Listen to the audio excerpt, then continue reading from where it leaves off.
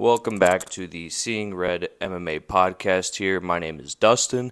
This week we're going to be going over UFC 289. Amanda Nunes taking on Irina Aldana for the women's bantamweight title. And in your co-main event, probably the fight that's carrying this whole card, because let's be honest, Vancouver's getting shafted with this one. The UFC has been back to Vancouver, and this card's pretty light, but luckily Charles Oliveira and Beneil Dariush are here to save the day. A couple other fun fights on the card here, but to be completely honest, this card is lacking some name value, especially how they were building up going back to Vancouver for the longest time, and then once they announced the card, this is what they got. I know a lot of Canadian fans are pretty upset with the card that they are getting for this weekend here, but hey, beggars can't be choosers, am I right?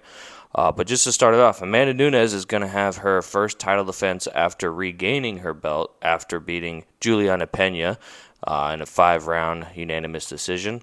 Irina Aldana is going to be the one facing off against her. Now, Irina Aldana, she's been kind of on the radar for a title shot for a while now. I mean, she has that, I don't even know what you would call it, I guess like chopping kick to the liver off her back, like the up kick to the liver against Macy Chiasson. She's got a TKO win over Yana Santos, or formerly Yana Kunitskaya. She also does have that decision loss against Holly Holm, but who doesn't have one of those? She knocked out Ketlin Vieira. She decisions Melo. She did lose a decision against Raquel Pennington, which a lot of people thought should have went in Aldana's favor. But if you remember, Pennington and Aldana were actually scheduled to rematch, and then Pena was the original opponent for Nunes for this card, but Pena had to pull out due to a rib injury, so then gets Aldana lifted up to the title shot on short notice. Not only really if you call it short notice there, because I mean she was already training to fight just someone else, and now she's training for the belt. But, I mean, Amanda Nunes, minus 320. Aldana, plus 265 here. I mean, the only thing that gets me excited about this is because Aldana repping Mexico. If we get a fourth Mexican champion back to back to back to back, because right now we have Brandon Moreno, Yair Rodriguez, Alexa Grasso. If we're able to get 4 Mexican champions all at once in the span of 6 months, holy shit, guys. I mean, Mexico might be the new hotbed for MMA. I mean, for the longest time, it was Brazil. America was up there for a while, too. We thought Africa for a little bit, but there was only like 3 fighters that were really standing out, few and far between. It's Real Adesanya, Kamaru Usman, and now no longer UFC fighter Francis Ngannou. But, yeah, I mean, the odds do reflect what I'm thinking here, too. I mean, unfortunately, I don't think Aldana's going to be able to get it done. Will I be happy and surprised if she does? Absolutely. I would love to see Mexico get a 4th champion like this because it's history. And I love a good storyline there. I mean, she's training partners with all the Mexican champions, Brandon Moreno, Yair Rodriguez, and Alexa Grasso. They all work out of the same gym. So if she's able to snatch that belt and then make it that gym, a super gym for Mexico talent, one, that PI over there is going to be flooded with Mexico fighters. Not even, I mean, it probably already will be once it's already up and running, but even more so in this case here. But Nunes, I mean, especially in her last fight there, I was just watching like the countdown, and there was one thing I noticed in that fight because, I mean, I remember watching it, but I mean, it's been so long ago. That southpaw stance for Nunes. Every time Pena entered in, got that checked right hook, dropped her, sat her down. Especially Pena does not have the best striking in that division by any means, and Pena kind of just ran forward at her like a cartoon. I don't think Aldana's going to do that. I think Aldana's a lot more seasoned of a boxer. I mean, she's got a nasty left hook. We've seen it time and time again. So, I mean, who knows? Maybe Aldana does catch her with a left hook, puts her down, finishes off on the ground, and becomes the new champion there. But, I mean, I'm kind of surprised at the odds, though, because I thought it was going to be a bigger discrepancy being Nunes. But I guess since she has recently lost to Pena and regained her belt, that's probably why it's only a minus 320 to a plus 265. But either way, I mean, Nunes fights are either hit or miss. She's either finishing the girls or it's going to be 5 rounds of her just beating up on some poor soul. So we'll see. But the fight that everyone, including myself, is most looking forward to is the return of Charles Do Bronx Oliveira versus Benny Benil Dariush. This is going to be an absolute banger, ladies and gentlemen. Here, I am so hyped for this fight. I mean, Charles Oliveira, last fight, got stopped by Islam Makhachev back in Abu Dhabi in October. Benil's last fight was on that same card in Abu Dhabi, beating Mateusz Gamrot. So both are on the same timeline since their last fights there. This is a fight that has been scheduled before as well, so they've definitely been on each other's radars for quite some time.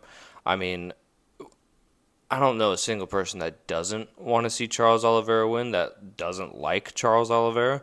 But when you're looking at like the X's and O's and everything like that, you got a guy who's on a 9-fight win streak like Benil Dariush. I believe it's a 9-fight win streak. Let me just confirm that. But while that's loading, I mean, it's kind of one of those things where it's shit out or get off the pot for Benil. Because, I mean, he's been on a tear lately. Beat Gamrot, beat Ferguson, beat Fajeda, and beat Holtzman, beat Drakkar Klose, beat Camacho, beat Dober, beat Moises, and then was knocked out by Alex Hernandez. So his last loss was the fight against Alex Hernandez, that knockout loss that he suffered in the first round when Alex Hernandez was making his debut. So it's been a while since we've seen Benil on the other end of a loss there. But, I mean, the jiu-jitsu, I still kind of give the edge to Charles.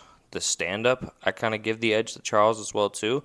But it's just that grinder fractin. I don't even know what word I just tried to say. Either way, the grinding ability of Benil Dariush, that he's just go, go, go, go, and just doesn't stop, really. I mean, Charles doesn't either, but I mean, Charles, as we've seen, doesn't stop. He's been dropped by Chandler. He's been dropped by Gaethje. He's been dropped by Poirier. Was dropped by Makhachev as well, too. We haven't seen Benil even hurt since the Drakkar Klose fight, but we all know how that went. I remember I was in the arena for that one, too. And actually, this just brought up a thought that I had. When I was there for UFC 248, Izzy versus Romero, Benil was on the main card there, and we watched Drakkar Klose just try and knock out Benil there, and it didn't go his way. The guy next to us, this older gentleman, was like, "It's a good fight, right?" And I'm trying to do his accent. It'll play factor into what I'm saying here, but he was like, "That was a good fight." And we're like, "Yeah, that was amazing." And he goes, "Check this out." Pulls out his wallet. It's a Polaroid. We were sitting next to Benil Dariush's dad. It's pretty cool. And we're like, "Holy shit, that's Benil." And he goes, "I'm his father. I'm Daddy Dariush." And we're like, "Huh? What?" I go, "Are you serious?" He goes, "Yeah, that's him at his 16th birthday party. It's a little Polaroid that he keeps in his wallet." Super sweet as well, too. I mean, that's kind of cute. But, yeah, I mean, it's hard not to root for Dariush because he's been grinding for so long. And I think, honestly, he's probably the toughest test for Makhachev because he has just a certain kind of striking where he hits you where you don't think you're going to get hit. Like in the Gamrot fight there, he's got fast hands for not really necessarily being known to be a striker, but at the end of the day there, I mean, you can't really deny Benil Dariush, but there's no odds on the website for Charles and Benil right now. I would probably assume that Charles is the favorite just slightly. I mean, I don't know what the odds would be. I mean, I haven't checked DraftKings or anything like that, but I'm just taking a shot in the dark. I think Charles is probably like a minus 125, maybe minus 115. It's not going to be a big discrepancy here. So yeah, hopefully that fight lives up to our expectations here because the rest of this card it could be a fight night very well. I mean, if you didn't have the Nunes title fight, this is a fight night with Charles and Benil as your main event. I digress. Mike Malott will be taking on Adam Fugit. Mike Malott's been on a tear recently. He's 2-0 in the UFC, 1 knockout, 1 submission. And then Fugit, he's got some good wins in the UFC as well too. I mean, he's 9-3. He lost to Michael Morales by KO in the third round. and then beat Kinoshita by first round KO. So he's trading knockout wins and losses there. But I mean, Fugit, I don't think he's going to be able to handle Mike Malott, because I think Mike Malott's just all around a more skilled fighter there. I mean, he's a triple threat there. I mean, he can beat you in the long distance, he can submit you, he can knock you out. I got Mike Malott winning this one, probably by a first or second round finish, whether it's submission or KO. I mean, the odds pretty much reflect that as well, too. He is a minus 205 with Fugit being a plus 175. But this is another fight on here that I'm actually happy to see, because it's going to be a banger. Number 13, Dan Ige in the featherweight division will be taking on unranked Nate Landwehr. So this is a chance for Landwehr to get into the rankings at featherweight. But, I mean, minus 250 for Ige, plus 210 for Landwehr. We know that Dan Ige's last win was against Damon Jackson with that left hook knockout. And we kind of know that Ige has sneaky power, man. I mean, he's knocked a couple of guys out. But then we also know that Nate Landwehr, he's got some skills as well, too. I mean, his last win was a submission over Austin Lingo. Fight before that, decision win over Onama. He did beat Ludovic Klein by submission as well, too. So, I mean, if you looked at his record, you would think, oh, this guy's a grappler. He's just going to take you down. No, he's kind of known for standing and banging here. I mean, I think Ige is definitely the more seasoned striker. I think he's probably got the better hands. I think he's probably going to be able to close the distance a lot better. I mean, I have to go with Ige just based off those things alone, and he's more proven. But, I mean, Nate Landwehr is a dog. I mean, Nate the Train can get it done. I mean, he's proved time and time again he's won fights he necessarily shouldn't have won there, so I'd be very impressed if Landwehr does pull it off, but at the same time, though, I wouldn't be super or surprised if he were as well, too, just because of the dog status that he really has. But I digress. That's going to be a great fight, by the way. I'm tuning into that one. I'm excited. I'm glad they put that on the main card, and that's not like a prelim fight. Even though they're not really heavy on the namesake there, it's still going to be a very good fight, and it's pay-per-view worthy. Marc-Andre Barriault takes on Eric Anders. Barriault just got that win over Cuban Missile Crisis. What the hell is his name? Julian Marquez, that's right. Yeah, and that fight there, I mean, I was kind of like, Jesus Christ, he's out on his feet. Finished the fight there, but he has been trading some wins and losses there. Lost to Fluffy Hernandez, then won against Jordan Wright. So yeah, it's kind of one of those things where it's like, it's kind of, he's a Canadian guy, that's why he's on the card. Same with like Mike Malott. But Eric Anders, I mean, he's kind of a veteran of the sport at this point. I mean, former, was it Bama football? I don't know. But his last fight, he TKO'd Chris.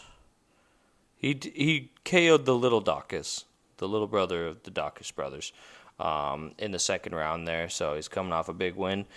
He did lose to Park by split decision. Got submitted by Andre Muniz. And fight before that, he did win over Darian Stewart. So kind of up and down as of recent for his career at the moment. But, I mean, they have Andre Barriault as a minus 145. Eric Anders as a plus 125. I wouldn't be surprised if Eric Anders pulls it off and we get Eric Anders by maybe like a KO or something like that. Nasruddin Imamov versus Chris Curtis. Chris Curtis is probably one of my favorite fighters to watch. Yes, he does say some stupid shit. I mean, who doesn't, though? I mean, that's just being people. Yeah, I think Imamov might be able to pick him apart on the feet, especially from the outside, get it done. But, I mean, you can't deny Chris Curtis's power either. And my light just died. So that's pretty cool. See if I can turn this thing back on.